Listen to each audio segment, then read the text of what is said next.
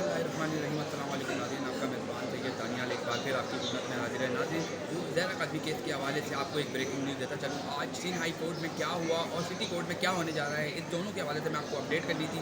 आज मैं अगर बात करूँ ज़ैरा काज़मी केस के जो मुल्ज़िम हैं निकाह ख्वाह और गवाह, उनकी दरख्वास्त ज़मानत जो है आज मंजूर कर ली गई है। जी नाज़रीन, आज सिंध हाई कोर्ट की सलाउद्दीन पवर साहब की अदालत में निकाह ख्वाह और गवाह जो हैं उनकी दरख्वास्त ज़मानत जो है वो आज मंजूर कर ली गई है।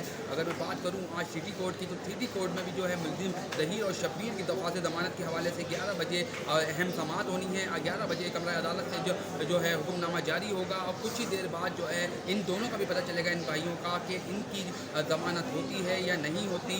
आपको मैं बताता चलूँ, अगर मैं बात करूँ एमएलओ के हवाले से, तो एमएलओ के हवाले से 20 तारीख मुकर्रर की गई है। 20 तारीख को एमएलओ मच्छी से मिलने की जो दरख्वास्त दायर कर रखी थी और 164 पे जो है 20 तारीख को फैसला सुनाया जाएगा।